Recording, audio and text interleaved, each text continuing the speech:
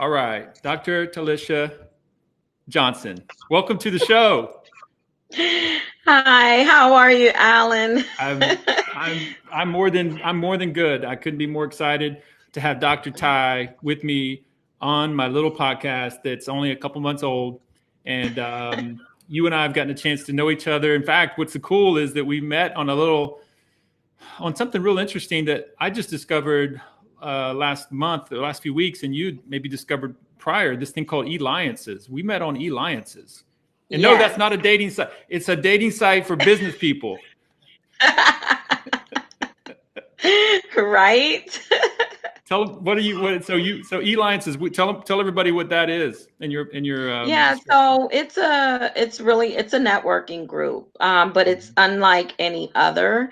You really meet some quality people within that networking group, and this is the Tampa Bay chapter that we're a part of, and so I absolutely love it. I mean, hey, I've met quality people, and especially you. I feel honored to hear you say that, and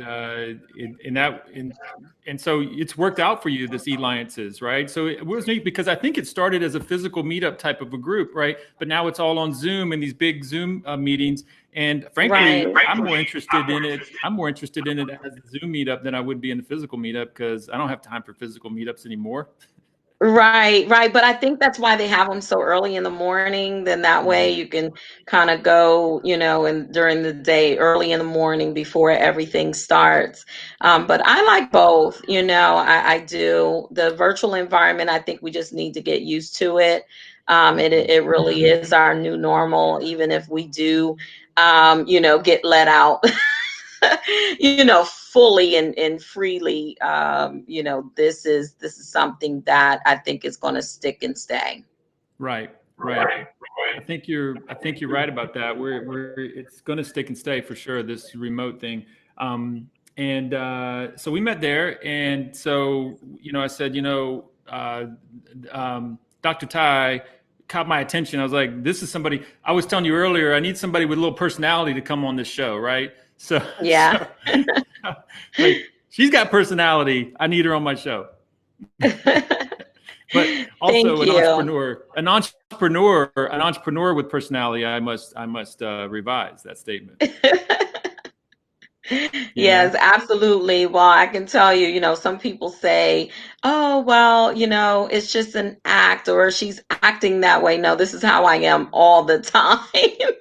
It's like, okay, no one can be like that on 1,000, right? I'm like, I come in, it's like, hey, like I know everybody in the room. And so it's just who I am, like I told you before, I never meet a stranger. I never meet a yeah, stranger. So I just feel like that we connect, we make that connection with people, on a very human level. And so I automatically love everybody. well, then that explains why I had to why I was drawn to you and why I was drawn to you and invite you to this podcast. And I was impressed with you as an entrepreneur, just because you have a great business right now, a consultancy. You help nonprofits, you help businesses, you help them kind of get to the next level. And so I think as an entrepreneur, that's what this podcast is all about, is becoming entrepreneurs. And frankly, if you don't mind me saying, you're a bit of a solopreneur, meaning, and like, there's a lot of people out there who the first step to entrepreneurship is solopreneurship. It's kind of the first step in entrepreneurship a lot of times. Absolutely, absolutely, and I've been that for since I started, and so which is about 4.5 years since I started my business, and I can say, that it has its ups and downs, its challenges. Of course, I could always use an extra set of hands or extra set of eyes or whatever you want to call it, but I can say that it has been rewarding and fulfilling all at the same time. It does take a special type of person though to be able, because you actually work harder. Yeah. I worked in corporate for in higher education administration for 20 years. I did it for 20 years. And so you work harder as an entrepreneur. And you got to put in those hours. I tell people, listen, you got to pick up the broom and roll up the sleeves in the beginning. And every company, I believe, does, Nike, Walmart, every company starts with one customer, their first customer. They might have a couple of people. But you start out really small, and so you don't stay that way. I don't think you start to stay that way. Some people do, on purpose. They don't mind where it's just them. But I definitely want to grow, larger than myself, of course. And so want to be able to put those systems in place to do that. But yeah, I've loved being this entrepreneur life. You got to start outselling yourself. You got to start outselling your ability to deliver, and then you're gonna have to build a team to do it, right? You're gonna Absolutely. Absolutely. So I want to. So what I have a tradition with my guests on the show of kind of doing a little opening surprise, right? Mm-hmm. So this will be my opening surprise for you. Okay. And so you and I did a lot of pre-call conversations. We've gotten to know each other, and this is one of the things that really jumped out to me about you, that something you really feel strongly about. So I want to hit this with you. So how big does the why need to be for an entrepreneur? Well, actually, if your why isn't big enough, this is what I say, then if it's not strong enough, your vision will not last long enough. And so when we talk about how big the why needs to be, it needs to be rooted, it needs to be solid, it needs to be fortified in something beyond anything that is external on the outside of you. So your why can't be, oh, I just want to make money, because at some point, a certain amount of money is going to be enough for you. And you'll say, well, you know what? If this is too hard, I'll just go back to eating tuna fish. I mean, you'll just go ahead and quit and give it up. So those things that are external, those external motivating factors, is not going to necessarily fortify you in entrepreneurship. It's really something that is bigger than yourself. And I can tell you that, leaving that legacy, for my daughter and her children, to be like, she doesn't have any children right now, but she will in the future. And so it's about really building and leaving that legacy. And that means a lot to me. It also means a lot to me to help other people, to help people with pursuing their goals and living their dreams, and really being able to package their power for profitability, right? Living out their purpose, their passion. And so being able to help people do that, that's my other why. It's very fulfilling to me. And so I can't quit. I have work to do, right? And and lastly, but it's most important, is really being able to fulfill the reason why God, our Creator, created me.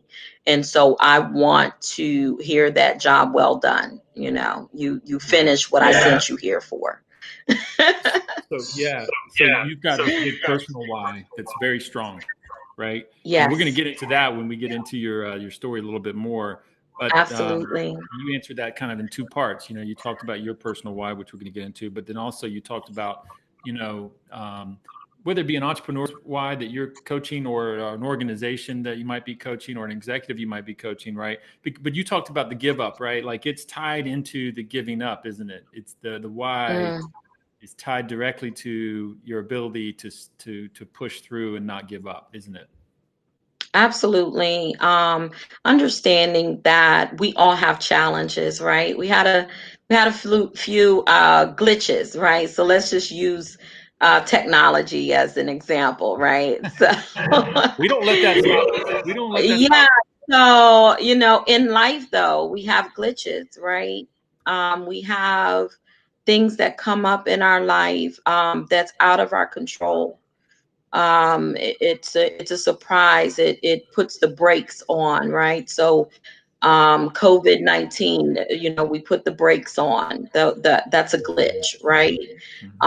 So different things come up in our lives that are not in our control.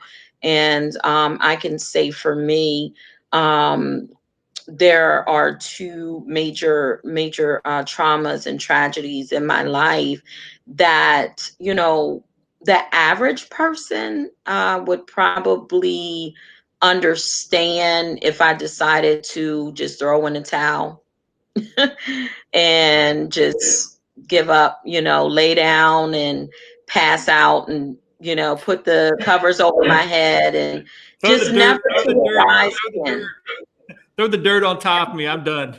Yeah, I mean, literally. And honestly, Alan, May 18th, 2011, that was really a tragic day for me. And so after a 9-month illness, my son passed away. And he was 11 years old. And I didn't want to be here anymore. He had leukemia. When he passed away, it was like, I don't want to be here. I don't want to face tomorrow. And it was literally like, God spoke to me. He was like, well, who's going to be a mother to your daughter? Who's going to be a mother to Kayla if you leave here, if you leave this earth? And so that's honestly, that's what kept me here. And I know it's probably, people are like, okay, you're gonna equate that to a glitch. That's way bigger than a glitch, right? But I'm just talking about what are those things that are out of our control, out of our reach of really dealing with, that we just feel like throwing in the towel. I know people who have gone through divorces, and they throw in a towel on life. They become alcoholics. They do all of these detrimental things. I know people lose their jobs. They get fired and jump off of bridges. Those are things that could literally hold you back and could literally make you give up. And what I want to say is this: the principle of there is no quit option, right? So you cannot quit, you cannot give up, and you have to be fortified in what you believe that you are doing, what you are going after, your goal. You have to stay determined, because I finished my degree, my doctoral degree. I finished it after my son passed away. I was in the ICU room writing papers, in spite of what was going on. I was going through that adversity. I was going through those challenges.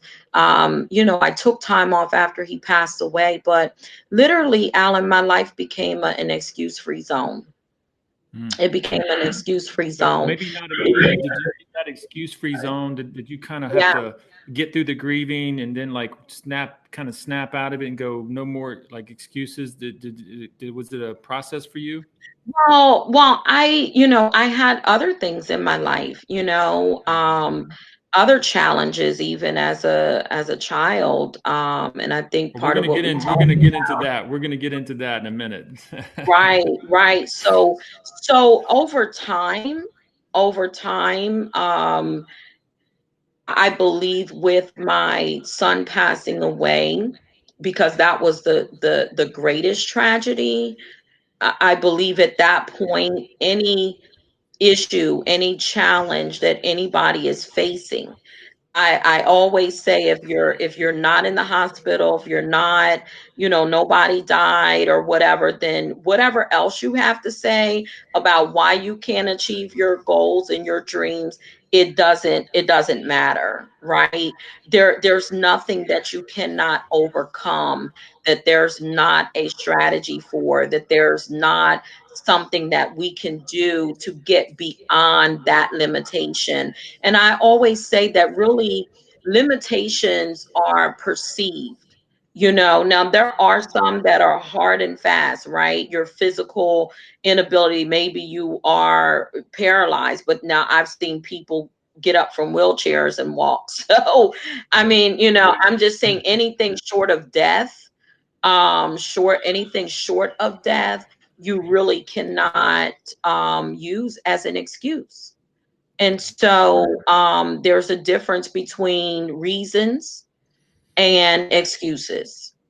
And I think And so, people like you that have been to the bottom, mhm, can actually say that with tremendous credibility and tremendous inspiration, actually, too.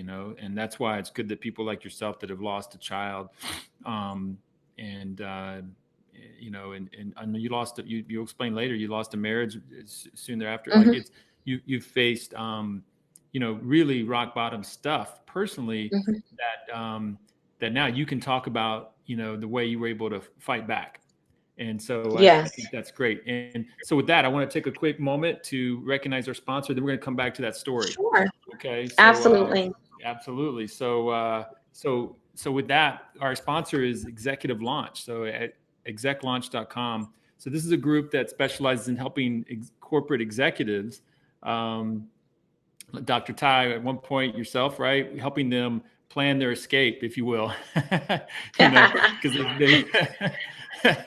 they've built up, Yeah. the, you know what I'm talking about, right?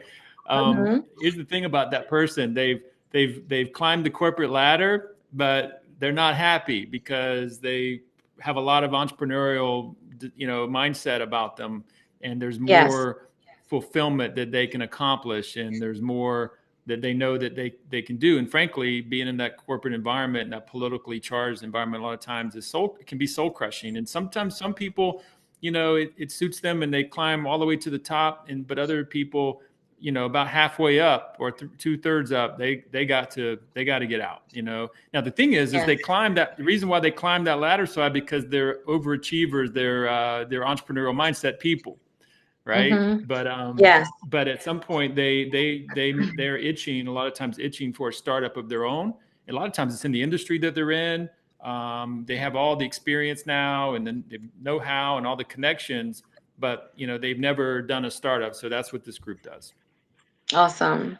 Yeah, it's pretty cool, right? Execlaunch.com. Okay. Sure. So with that, we're gonna get into it. So Delaware, I'm gonna tell you, I don't think I know anybody from Delaware. I knew you were going to say that, Alan. I knew that. And I was also looking for the typical Delaware. I mean, I wouldn't do Delaware that. is I wouldn't do that. that? That's probably a New England joke that I don't even I can't get it. It's You don't just know about. Delaware to me actually sounds like a pretty fancy New England state, just from from down here. So I just don't know anybody from Right. Delaware. So I'm happy to now to know somebody from Delaware. So Yeah, now you know someone. I was in a store one day, because we're here in Florida, and so I was in a store, and I don't know the guy. I don't know how it got on the topic of where I was from, but anyway, he was like, "Yeah," he was like, "It's a lot of you Yankees down here," and I'm like, "Seriously? You just said that to me?" yeah, it's Well, kind of a good. You said generational it to thing. my face. Okay. My dad used to say stuff like that openly, right? It's interesting how the generations hopefully are evolving here, getting a little bit more Right. sensitive. It was an older guy. It was an older guy, but Yeah, I was like, right. okay. But so Delaware. So what part of Delaware? Tell me where in Delaware. Dover, which is the Dover. capital. Yeah, Man, it's the so that's capital. perfect. Now you And didn't you make it. can You drive didn't through the make it. whole state. You didn't You make can it drive hard through the whole on state me in two on and a that half one. years. Mm-hmm. And 2.5 years, 2.5 so so hours. you Excuse me. so you were born to a teenage mother. Your mom was a teenager when Yes. she had you. And Yes. so let's Very talk young. about that. The reason I bring it up, by the way, is because Mhm. the goal of this program, the goal of really my life, if you will, is to hold up every entrepreneur I find, the business owner, entrepreneur I find, and let their stories be told. And usually there's some difficulty or uniqueness about it. And what's great about it is there's some young person typically that could be watching that says, "Hey, wait a minute, I was born to a teenage. I had that similar experience." Now, if wait a minute, she did it. Maybe I can do it. That's why I pull these stories out of people when I bring them on, right? Yes. So you were born a teenage mother, and your grandmother had to help a lot. Yes. So my mom had me at the age of 14. My grandfather was in the military. And my grandmother, was home with my mom. And so, but she had me at the age of 14. And so my grandmother helped. My mom did come out. She was independent by the time she was 21. And so we moved into the low income housing. And so my mother had great work ethic. She did complete her high school diploma, so she finished high school even still. And so that work ethic, the structure, my grandmother was very strict, very structured, and so my mother raised me with that same structure, You got it and from and both sides. very organized. Sounds like you got it from Yeah, both sides. absolutely. Absolutely. I had chores, and I had a schedule. So when I came home from school, I had to do one of the chores. I had to do my homework. And so I had a bedtime. Everything was, very regimented. And so that I believe that was something that helped me. But I can tell you, every statistic that should have been right according to statistics, it's been something that I've been able to overcome. And so because hey, if you're born to a teenage mother, more than likely you end up yourself being a teenage mother, or a teenage father, right? Right. If you were raised in low income, and we didn't stay in low income, like I told you, my stepfather came, and so they got married, and they had a house, we moved and everything. So we were a middle class family. But being able to see that work ethic, my mom cleaned for a living. She worked for the hospital, and where she was a O.R. tech, and so she still was in that cleaning role. And it was something that I knew that I didn't want to do. Like, I didn't want to clean, because she used to take me to the hotel with her, because that's where she was cleaning, where she started when I was younger. And I used to help her, and I was like, oh my God, I don't want to do this. I mean, I knew what I didn't want to do, right? And so, I have yeah. a feeling that she had some purpose in that she wanted you to have that feeling. I feel like probably likely, maybe. Right, right. Just aside from me helping, right? So, Yeah, but I but mean, I would it imagine served all that. kinds of purposes, right? So, that was definitely one of them. Is, it pushed me to work for more, to want more, and to get my education. And so that was a great turning point. But my mother, like I said, she had that work ethic, and that's something that entrepreneurs definitely need, is a tireless work ethic, and being able to really go for it. So I'm gonna. That's a great story. I love the mother work ethic, the grandmother discipline. Yeah. Seeing what being exposed to what really hard, tough life can be, and then all that translating into I don't want that. I want to work hard to not have to do that. Hmm. Beautiful. But Yeah. you were a little bit of a trouble in the classroom. Oh. Well, Alan. I threw that right out there. So, I just threw that out yeah, there. so I was in the talented and gifted program. Yeah. Always, like, really that straight A student, and so high achiever.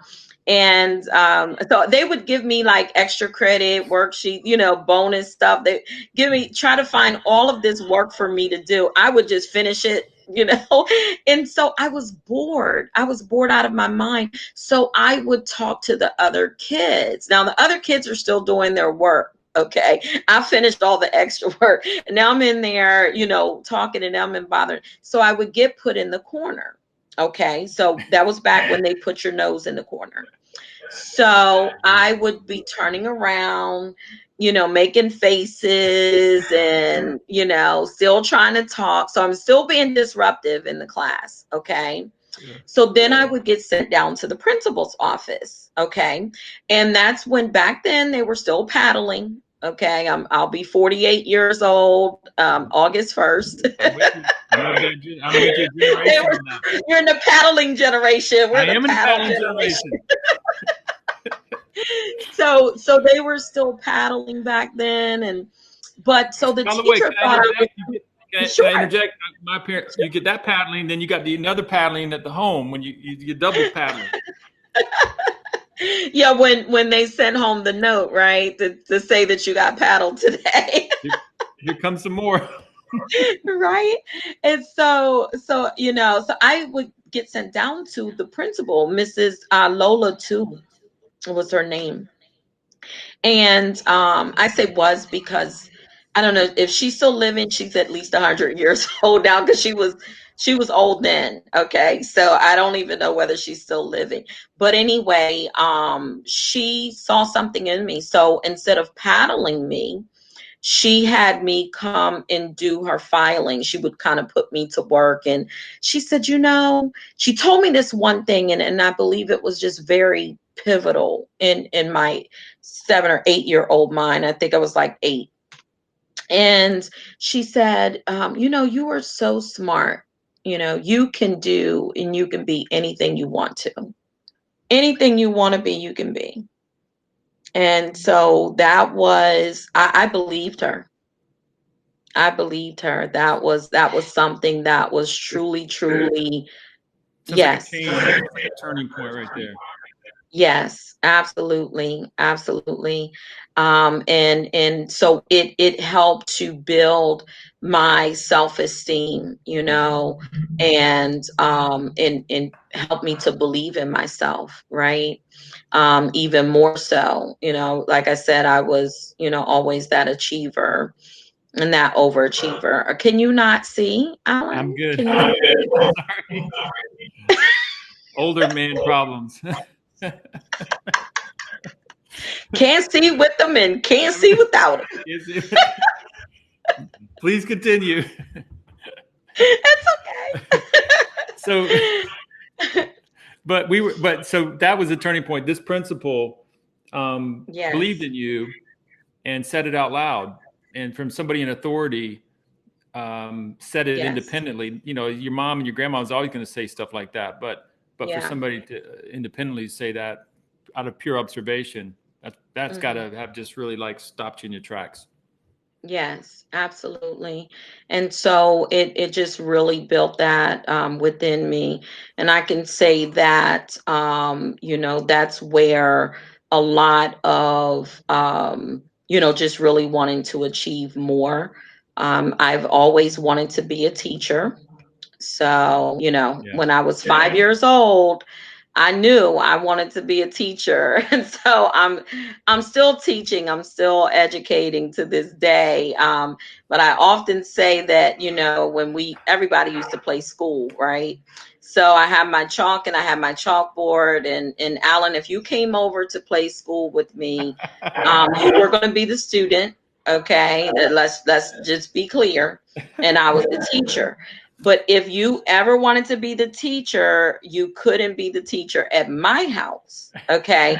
But if we went over to your house, you could be the teacher and I would be the student. Now, if you got mad and went home, I wouldn't care because I had a classroom full of students already. So Yeah. class would continue. And I would say, okay, Johnny, what's 1 + 1? All right. So class would go on No with, mercy. with or without you. Yeah. It reminds me of a story because I had a younger sister. She was a couple years younger than me, and she had this, and we were pretty close in age, but she had this Barbie house that was a 3-story Barbie house in the late 70s that you could buy that had a Yes. little that had an elevator It was a Barbie Yes. house with an elevator on Uh-huh. it, but it was a hand string you had to pull up and down 3 stories, right? And Right. what do you think my job was, right? So I forget what I had to barter with her about why, but I would come in and she would wanted to play the Barbie scenes, right? But somebody had to work that elevator. And I would do the elevator thing, but I don't know what I know I was going to be getting something out of it, something she'd have to, do for me later. But we Right. bartered these things, right? But I was in her, by the Absolutely. way, I was in her service, basically. I was, Absolutely. I know you were getting something out of it. oh yeah. Yeah, something because we go outside then and then she'd have to play like some victim to one of my outdoor, boy games, Right. like, you know, somebody captured her and all that's the stuff you do as a kid. But I had to come inside, Absolutely. and work that elevator. I'll never forget it. I'll never forget it. That's cute.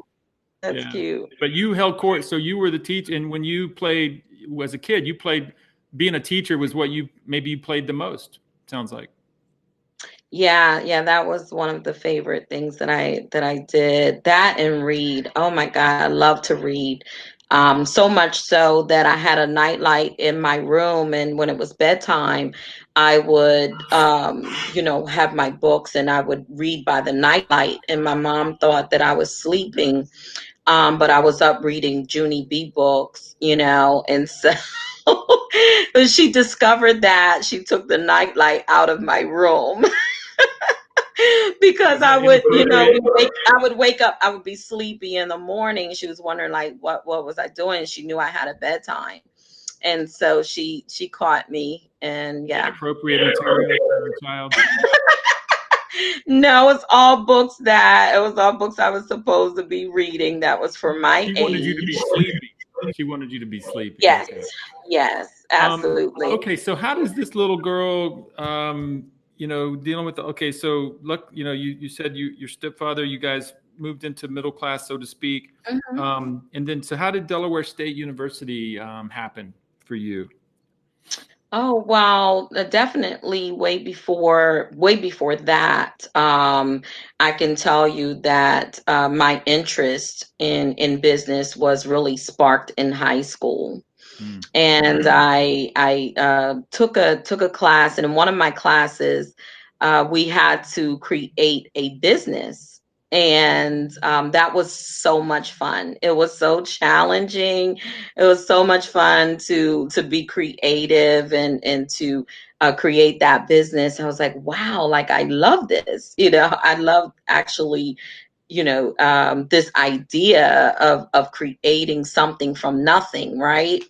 And so that's where my interest in business started. And so I took what was called a data processing in high school. I got a data processing certificate. So I went to high school, regular high school. In the morning and in the afternoon, I went to a vocational technical school and to get my certificate. And so I did that 10th, 11th, and 12th grade. And so it was during that time I was able to learn about computers, right? The mainframe came out and we were doing basic programming and all of that good stuff. And so we participated in Business Professionals of America. I don't know if you're familiar with BPA at I all. do remember BPA. Yes, Okay. I do. And so I was in BPA, but I wasn't just in BPA, of course. I won at the state level, got to go to nationals. I went to Minnesota. I think it was my senior year. Went to Minnesota. My junior year, we went to Dallas, Texas for nationals because I couldn't just be in something and not win, right? You had to be at the top. Yeah, you had to go. Right. So of Right. course I had to get. I got second place one year, first place another year. So you had to just place in first, second, or third to go to nationals. And so of course that's what I did. That's right. And you're still doing it. And today you're still that person. You're still doing it today. Absolutely, I don't want to play absolutely. checkers or chess with you or anything. Right. Oh no, you can beat me in chess all day. Well, But I'm telling you, it's a lot that transpired before that. I think a key piece of me really wanting to achieve and being that high achiever is, my father, not having a relationship with my father since the age of 8, and so just not understanding, why I felt like I wasn't good enough or I wasn't enough. So I this is was the that father. overachiever. This is the father that left the family, right? Yeah, well, he was a teenage, my mother Okay. and him, they were To just be fair, boyfriend and girlfriend. Yeah, that's so he true. was That's true. 16, But and so they weren't married ever or anything okay, like that. but to your point earlier, he wasn't putting a lot of effort into staying connected with you. Is that a fair statement? Right, that is correct. He actually went into the military. He was a great father up until the age of 8, and then once he got married, and he had his other set of children and everything. He went on about his life, and so while he was still paying child support for me, we didn't have no longer had a relationship. And so that was very it hurt me. I was very painful. And so, but with dealing with rejection and abandonment issues, the pendulum can swing either way, right? Right. So for me, it swung far right into a high achiever and a perfectionist. Independent. Okay. And so I had to always felt like I had to prove myself, right? Right. And so it was almost to my detriment at times. But I can say for the most part, it's worked in my favor, We talked about this. We talked about this on the Absolutely. pre-call a little bit Yes.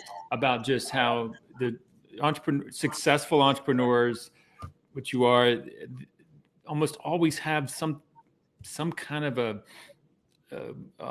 difficulty in their early days that really Mhm. stuck with them, that they were kind of pushing against and driving against, and Yes. it's power. I tell my students that I work with, I say, find what, I forget, I don't think I could say it as well as I said it. We had our first call, but find that thing in you that's messed up and a little bit broken, or that insecurity, or that whatever, someone told you couldn't do something, or someone put you down, or you were bullied or something. That's the stuff that you tap, right? Yeah. To drive through difficult things later. It seems to be the Hmm. case a lot. Absolutely. And when we look at the lives of other successful people, they normally, unless they were born with a silver spoon, right? So we're not talking about Paris Hilton. Right. Um, so Self-made. We're talking about self-made people that took it to the next level themselves. yeah, so we see the people who they went through something, and so your question is about Delaware State University, and I majored in business education. I had to mention that. That's why I mentioned my interest in business, and so tied together, me wanting to be a teacher and then the love for business. So, my bachelor's degree is in business education, and then I went on to get my master's in business administration. I actually worked at the university at Good. Delaware State University. I worked there as well, and so I was as a part of the employee benefits. I was able to get my education for free. Nice. So you went straight into a nice job. Well played. So You went from the undergrad right into the MBA, and so you got them back to I back. did. I did. Smart. And but prior to that, I left home in 1990 when I turned 18. I was with my ex-husband from the age of 14 to 40, and for 26 years. Yeah. And so we were engaged at the age of 18. I was 18, and we moved in together. We lived together for 2 years, and then we got married. So at the age of 20, I was married, and so I did stop going to school for 6 years, from 1992 through 1998. I stopped going to school during that time.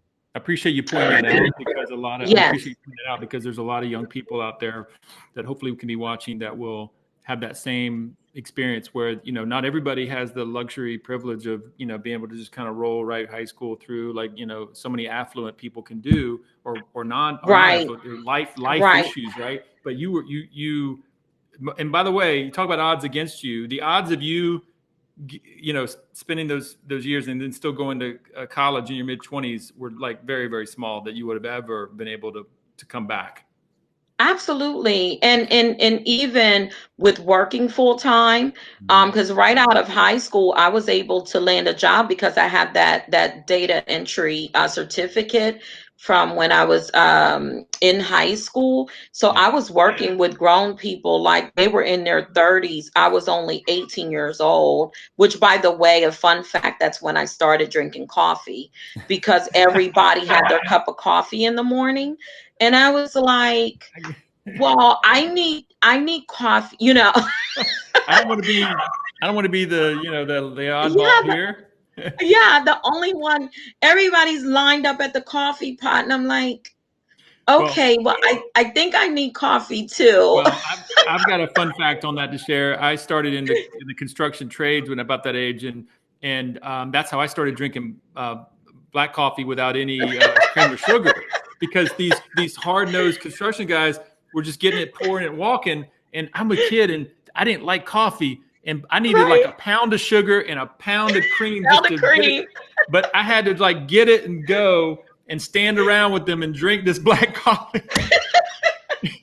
And to this day, I can drink black coffee now. Like You acquired a taste for it. I can just, Yeah, yeah, I'm still it's not crazy. But I there. remember as a kid, just Yeah, anyway, I and feel trying you to on cut that. it down because you wanted to blend in with everyone. And so that's when I started drinking coffee. But anyway, so I'm in there with these older people that are like 30, you know, whatever, however old. And I'm only 18 years old. And so I'm working. I'm a wife. I'm a mother. I have my daughter in 94. And so I was doing all of these things, wearing all of these hats, including a ministry. I was doing a ministry. So I had 5 hats that I was wearing at one time when I started back to school. And so when I tell people about this excuse free zone, Alan, you know how some people are like, it's just not enough time in the day. I have too much on my plate. And I tell them, well, let me look at your plate. And the first thing I want to know is are you watching TV? Because that's the Yeah, first thing I'm gonna take away from that's you. right. That's right. Because that doesn't get you anywhere. That's right. It's television, right? So Yeah. they're telling you their vision, okay, when you need to be working on yours. Wow. Can I You write need to that down? work a vision. Hold on. I need to write that down. Write that down. I just came up with it. It's hot off the presses. That's a. Okay. I'm not kidding you. Television. When Television is when you telling need to you a be vision. working, when you When need to you be need working to on be your. work, you need to work a vision, right? Work a vision. So you have Hold on, television and work I'm a gonna hop vision. over to the copyright USPTO. I'm gonna get that copyright real quick. I got Absolutely. I that's a mean, good one. really. So, but that's the Yeah. thing is, you know, that's the other thing too. Can we just touch on? Can we just, if you don't mind, can we touch on, you know, minorities and women Oh, yeah. that typically are doing exactly. That's why I love the story. That typically are wearing more hats than most, especially than your average, you know, maybe you know, non-minority, non-woman, right? And that's Absolutely. right. And women and minorities, and I'm bundling them together. Women have their own challenges, and the minorities, right? But um, and it's and that's why, you know, that's why when someone of minority or women get it to a level, they start getting Mhm. to a higher level, they just start flowing. It gets easier, almost gets easier for them, right? Because it's like they learn how to Ooh. do a lot in the early days. Yes. So, okay. So let's talk about Let's that. talk about that. Because having an understanding that, and it's good that we're talking about this, particularly because of what's going on in the That's world right. right now, That's right. right? That's right. And so we could forget about equality. That just went out the whole door, right? That's right. And so we love to say that, all men are created equal, one nation under God, indivisible, with liberty and justice for all. Well, forget about who all of who. Right. All who does all include exactly, right? Yeah, yeah, those who are, it So includes those who are in the room at the time. right. If you're not in the So room, you're not in the all. you're not in the all. Let's just be honest. So knowing the history, and we don't have to have a history lesson or anything here. We could just be very clear that anything that we female, black women, we'll just say minority women, because I'm going to tell you, even the Hispanic, Yes, that's another culture. I'm not Hispanic, but but it's all difficulty and struggle. absolutely. And so when we look at all of the things that we face, we have to work that much harder. So anything that we do have that would be to a white woman compared to a white woman, that we have achieved, whether it's above what she has achieved or even at the same level, know that what it took to get there Yep. was much more than what she had to put On in. average, on average, on Right. average, on average. Right. And so when we're looking at that comparatively, right, Yeah. statistically, right, because we never want to speak, and never anything that I say, I don't say it as blanket, right, Right. because nothing is No, 100%, there's an average. We're right. talking about an on So average. We're talking yeah, about on we're average. talking about on average. We're talking about statistically proven. Mhm. And I just want to be clear that even when we have these conversations, I don't know why the conversation just can't be about the actual conversation. Right. And so when people say Black Lives Matter, people say, well, all lives matter. But what are we talking about? We're talking about Black Lives Mattering because Right. they're the ones that are being, Yeah. our lives are the ones that are being attacked right now, right? Right. We And so can't. I You don't want saw to. this one, I saw this one meme that says, when they march about cancer, the people who have diabetes is not out there saying diabetes matters. You know, Thank you. they So don't start carrying diabetes signs and say, why can't that's we, that. You know right? what? That's one of the best analogies I've heard yet about that. Right. Because Yeah, it's one of the best absolutely. analogies I've heard yet. Absolutely. It's not, we're talking about what we're talking about. And I think that those are the things that we need to focus on. So, the fact that if any Black female is watching, I don't care what age or stage you are in, please use my story. Please, reach out if you need, how did you do this? What were some of the things that you implemented? What were some, because these are the types of conversations, and that's why I thank you so much, Alan, for inviting me on, because it's in hearing these stories. That's It's right. in being able to say real life, like this isn't something you read in a book, although I'm writing my book, right? But this isn't something that you read in a book. This is something that a real person went through, and she's still overcoming, and she's That's right. still soaring beyond every limit in both her business as well as in her life. And so, understanding that I didn't just, get here by any osmosis. Right. But I kept going to get my education. I kept going. Right. And it Yeah. wasn't because, I had any special favors, any special treatment. along the way, it was simply because I pushed past everything that could have even presented itself as holding me back, including my own thoughts. And so, Alan, I wanna address that, because that is not color specific. We Yeah. all have to fight ourselves. Up We here. all have to fight. Yes, we all have to fight. Do I have what it takes? We all have that question, am I good enough? We all have those questions of fear. What if I fail? Those things are not, that they don't have any discriminate. They don't discriminate. Nope. Nope. That is human. It's Okay, those are human feelings, but those are things that we still need to overcome. So we have that plus all of the outside forces that come against us. And I'm the last to say that we as a people have not made progress, because we have.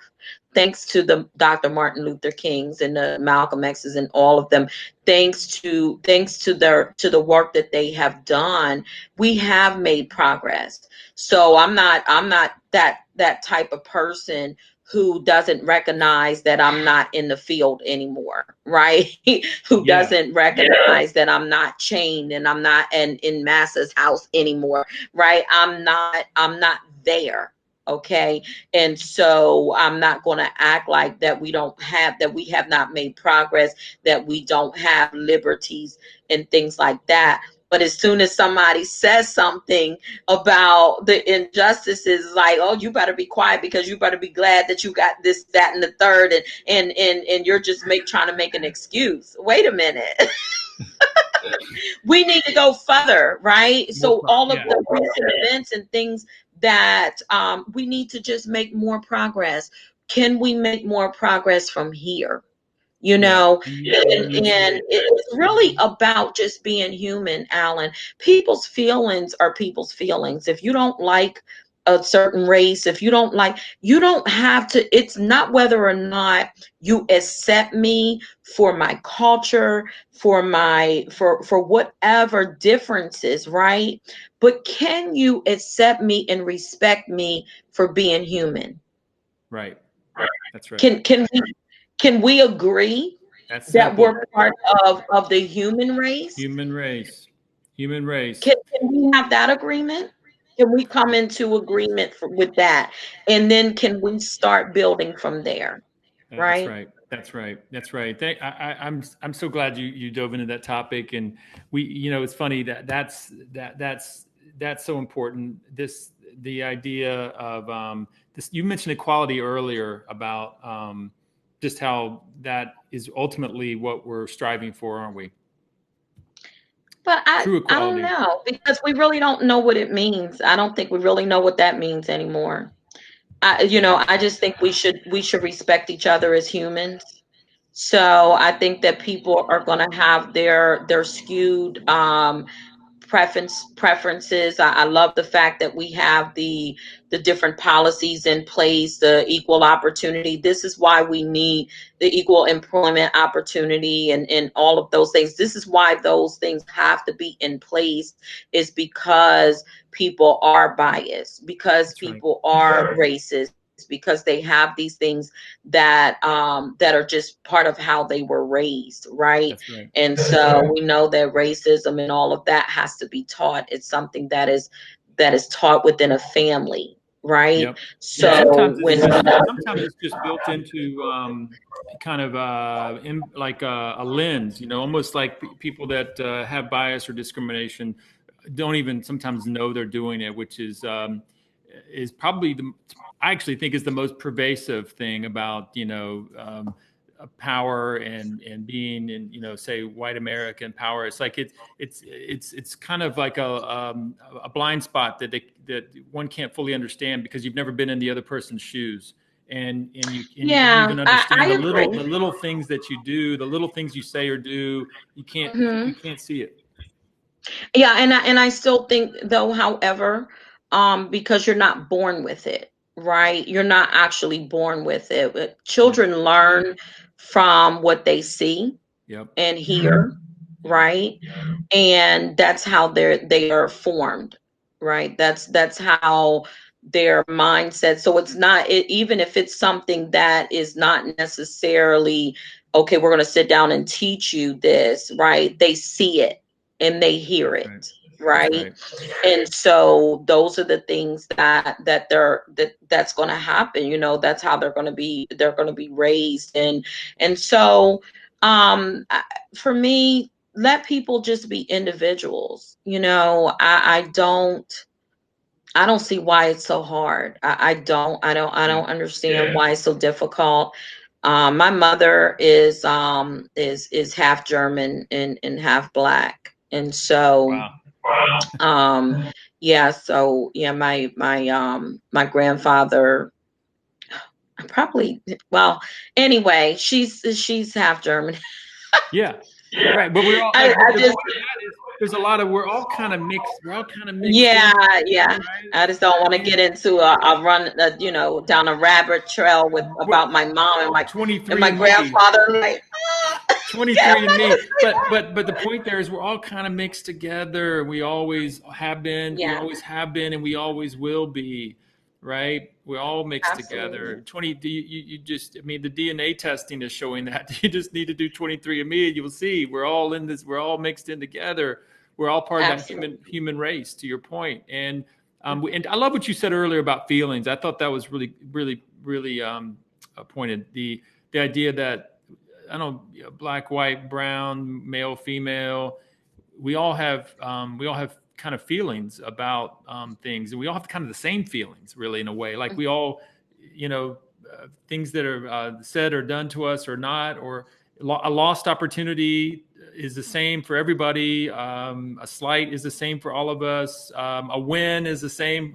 The emotional highs of a win, like it's just kind of human stuff, and just to kind of like kind of that's kind of what you said earlier about just respecting everybody, that we all kind of have we all have the same feelings, we all have the same makeup that way. Yeah. Absolutely, absolutely. I think that, looking at ways in which we are able to excel as entrepreneurs, no matter, what our race is or whatever it is that we're doing, given the opportunity. Some people say about opportunity that once it passes you by, you don't get it again. It's a missed opportunity.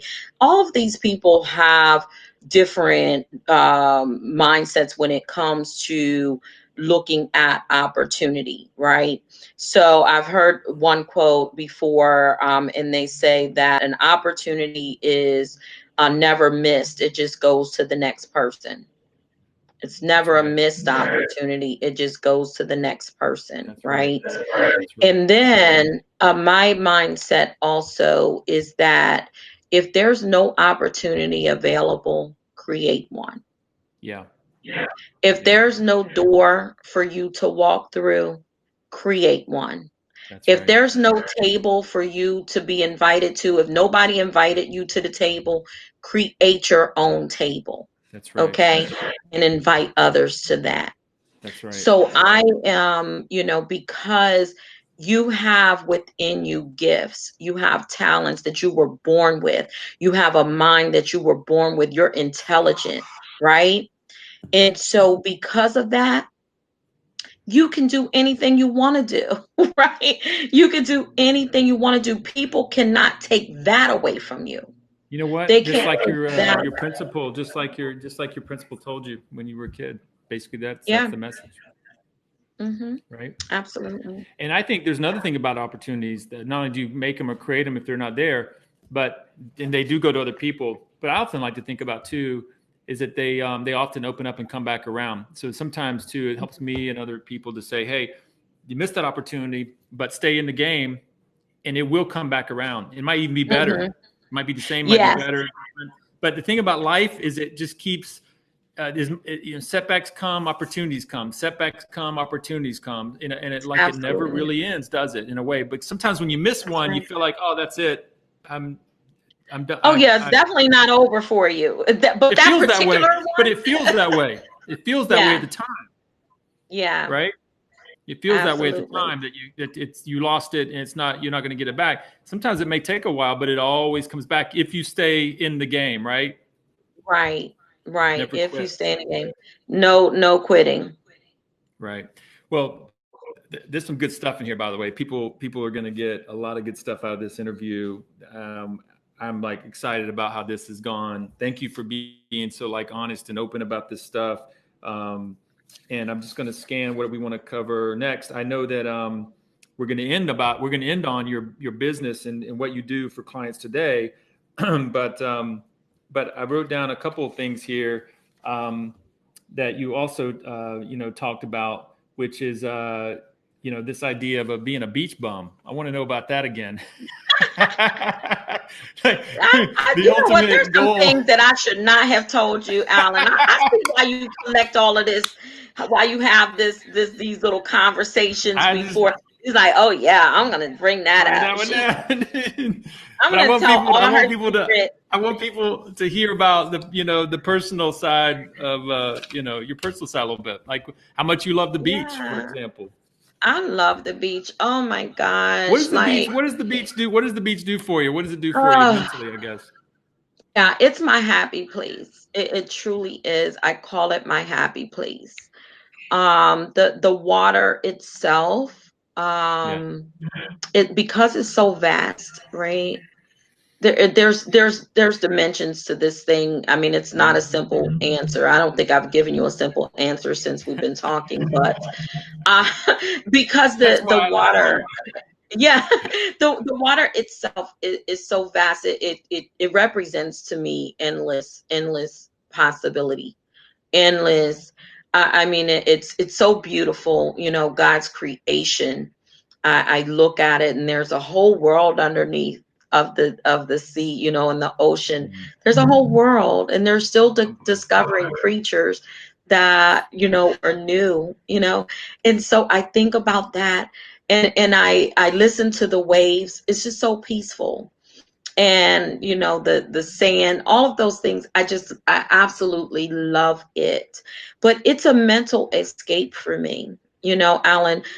When I go by myself, which is most of the time, I'm able to just, if I need to cry, I do that. I know a lot of people do a lot of crying in the shower. I've done my shower crying, but it's nothing like being able to do that at the beach, and just, and I know other people have different places that they like to be. I like to be at the beach. And Yeah. so if I could be a beach bum, You I'm would just be, telling you. and you are for any given afternoon of any. Now, Absolutely. I get that. I mean, I feel you on that. I vibe on that with you. Like the ocean, especially we look out of the Gulf of Mexico, right? It goes forever. And like you said, there's a whole underwater world that doesn't care about us, and that's a good and that's beautiful, right? Because it kind of Right. puts us in perspective. Like Yeah. they're going to carry on with or without us underneath there, right? Right. Yeah. And the fact that you can see forever and it's God's Yes. creation. Like it's the closest thing. I feel like it's the closest thing we've got to the outer space in a way, right? It goes forever, Yes. and it's bigger, and it's infinitely bigger than we can even imagine. Yes, absolutely. And it really even goes with my brand, Transcending Horizons. Yeah, I You was going know, to a ask that. horizon is where the sky and the Mm-hmm. sea meets. And so in that, at that point, it is infinity. It goes, it's, you're able to transcend that, even that limit that you see, because the limit that you see is really not the limit, right? We know that the sea extends beyond what we can see. There's And something on the so other that's side. how, yeah, that's how our vision for our businesses needs to be. It needs to extend beyond what our natural eye can see. We need to see farther than our natural eyes can actually look, right? We Right. need to see our vision needs to be big, right? It needs to be large. And so that's where that whole eagle comes in, and having that eagle vision and being able to see far and reach for those goals beyond anything anybody could ever imagine. And that's what I was going to ask you about. You've got that eagle. You've got that eagle flying around, right? Yeah, In your that's my website, logo. right? Yeah, And that's my logo. right. And I'm gonna share that right now. Check that out. See?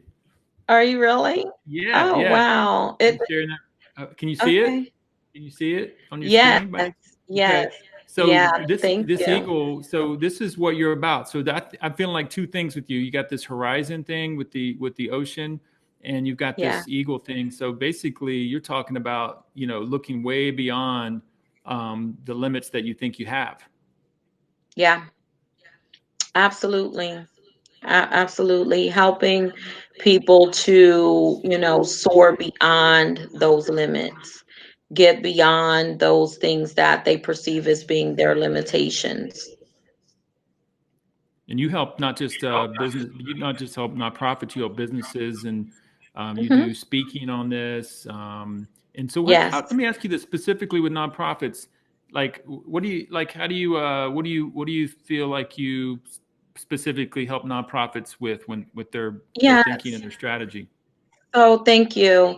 My dissertation was for the survival of nonprofit organizations during a time of economic recession.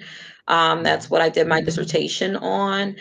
Yeah, And so in during that my studies, what I found was that during the Great Recession of 2007 to 2009, there were nonprofits that not only survived, but there were nonprofits that thrived during that time. And so they were yeah, actually able to generate even more revenue.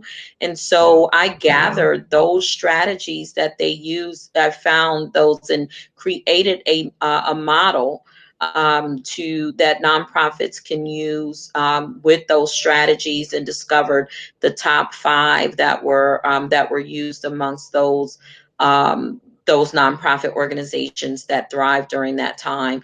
And so I'm able to help them. That's why I consider myself a nonprofit optimization specialist. So being yeah, able to optimize really what they're already doing, yeah, by customizing those winning strategies for them. And so, utilizing some of the things that I found in my research, but even beyond that, as a strategist, what I do is I develop those winning strategies. I help to identify that X factor, what sets that company apart, right, from other companies. What makes them different? And so a lot of times, companies don't take the time to identify what that is. And so they're not, if you're not able to answer why I should go with you as opposed to another organization or company that's doing the same thing that you're doing, right, then you're completely missing it. And please don't tell me about your customer service, right? Because that can be duplicated. We right. found that out with, asking your name when they come in to get your coffee or whatever. Now everybody's asking you your name. You're no longer a number, you're a name. And so I don't know who started it first, Chick-fil-A or Starbucks. Somebody started it first. It doesn't matter. Now It's not a everybody's differentiator. saying it. It's And not a so now it's differentiator anymore. standard. And if somebody gives you a number, you're like, you didn't ask me my name. What the heck? What kind of customer service? the, the, the bar has been raised. It's been raised. You need to ask me my name. Yeah, Well, I don't right. need your name to deliver your food, but A anyway. differentiator is something that you do that really nobody else is Yeah, doing. Absolutely. How can you set yourself apart? I often talk about, I give the analogy of Joe's Pizza and Tony's Pizza, right? And so Joe's Pizza and Tony's Pizza, they are equal distance apart from your house. They have the exact same prices. Their pizza is equally as good. I mean, they both have phenomenal pizza. And so all things being equal, okay, Tony has a sister. And his sister makes the most, I mean, her desserts Yeah. are out of this world. She has unique recipes, secret recipes, and nobody can bake like her. Okay.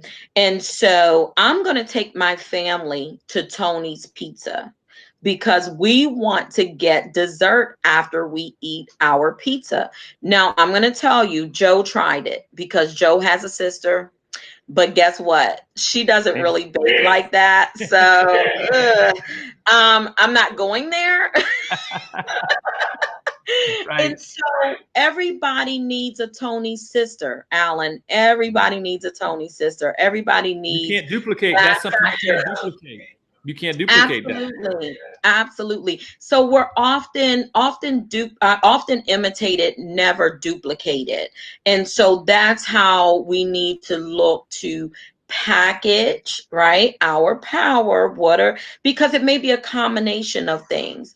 It Yeah. could be product differentiation, it could be service differentiation, it can be a special talent or skill that you have, but it is still unique to you, that That's right. secret sauce, right? That's So right. yeah, they may be doing this down the street, around the corner or whatever, but what they don't have is this, right? And so you need to figure out, what is your X factor? Why should I go with you rather than the next person, That's right? So perfect. That's perfect. That's absolutely. perfect.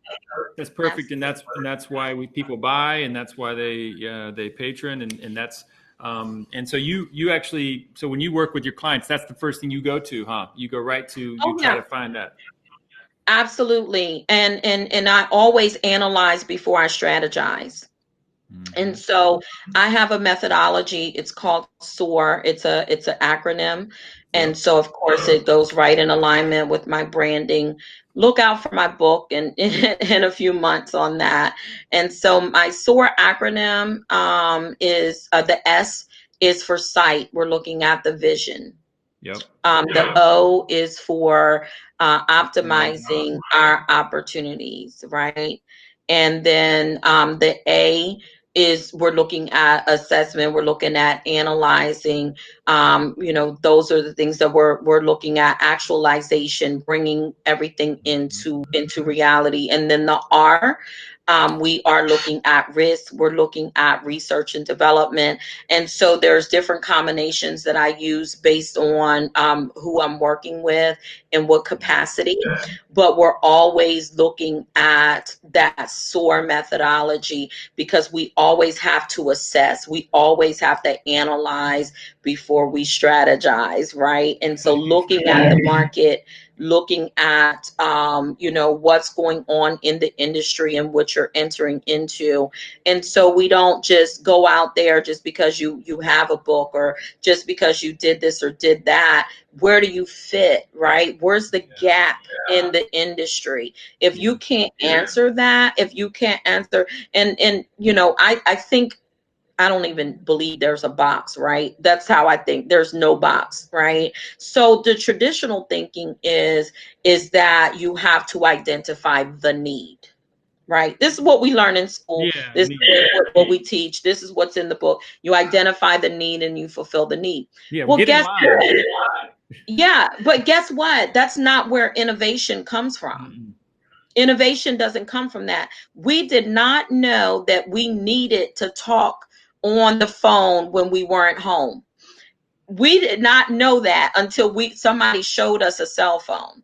We I would we did. argue we did. I would argue we didn't know we needed to talk with on the phone with our computers until somebody showed it to us. Yeah, I mean, and please, not connected to the wall. Are you serious? Oh, we have a cordless phone.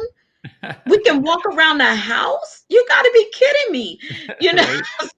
So these are things, when we look at it, we need to think about being innovative, right? And so crisis is the breeding ground for innovation. This is the breeding ground. Look at all the things that people have. I mean, now everybody's making a mask, right? Who's, Right. oh, I can sew. I'll make some masks and sell them. You're Like, kind of late now. You're kind of late now, right? yeah, it is. But but being innovative, right? Creating, being able to respond. But what happened to not only being responsive, right? But we want to be able to put a product out there and say, listen, this is something that I have created. It's unique. Do you like it? Do you like what I have?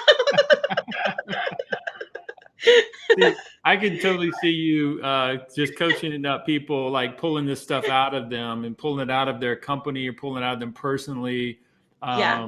and just like helping them kind of cut through the noise, right? And you said crisis breeds creativity, so it sounds like you would agree. Sounds like you're saying that a company or a person that's in a bit of a struggle or crisis is actually primed for a breakout. Sounds like what you're Oh, saying. yeah.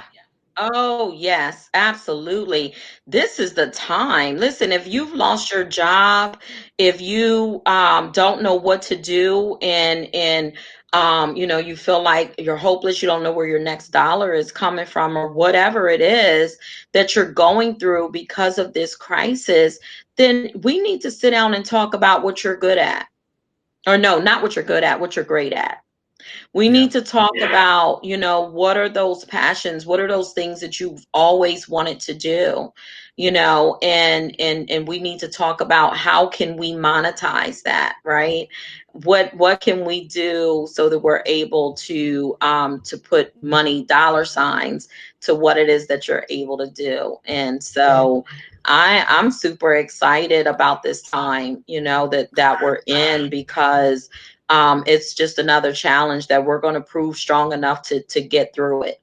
Sounds Even like though, it. last Wednesday, I listen, it was the first time I went to the beach in 5 months. And I caught And you. yeah, yeah. And I But caught you. I'm telling you, listen, I'm not staying away anymore. That's it. I'm in complete defiance. You got to go. You got to go. Mental health. Mental. I Right. know we're supposed to be quarantined. But No, but I found a patch of sand. I found a patch of sand all by myself. I was, amazing. practicing social distancing to the 10th hour. And so, yeah. Sounds like people really need you on their team, individuals or organizations, just because you have a way of cutting through the essence of things. And so Yeah. it's just been, I want to wrap up here and just say, hey, this has been an awesome conversation. I think, Absolutely. I've really enjoyed it. And Absolutely. I think that Thank you. we touched on a lot of things. We did. We did. One thing I want to say is, in a nutshell, because people could kind of get lost with, okay, what doesn't she do, right? So I just want to be clear on what I do, right? So that no one is confused. Absolutely. Put it in a And nutshell for us, so Dr. Ty. a nice one, very nice one. So Transcending Horizons Enterprises, we develop and deliver customized winning strategies to help you optimize your potential and soar beyond the limits in both your business and your life. The way that we do that is by creating business plans, strategic plans, as well as customized business solutions. I like to say we package your power for profitability. And so if you are looking to soar beyond the limits in both your business and your life, you want to make sure that you contact me. So I'm available on LinkedIn at Dr. Tylisha Johnson. And you see, this is why I texted you this morning that I needed you to help me with my elevator pitch. Because Whoa! you got it. You got it down. So that's why I said you can help me, because that elevator pitch you have is very tight. It's very good. It's sweet. It's It's sweet. sweet. So at the end, I say, come soar with us. Yeah. Yeah. Come Come soar soar with with us. us.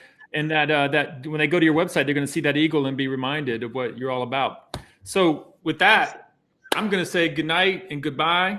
Yes. Dr. Ty, thank you for being on the show, and thank you for being a new friend. And you and I, Yes. now we got years ahead of friendship. I think it's really cool. I think it's Absolutely. cool. Thank you. Thank I you can't wait so very to much.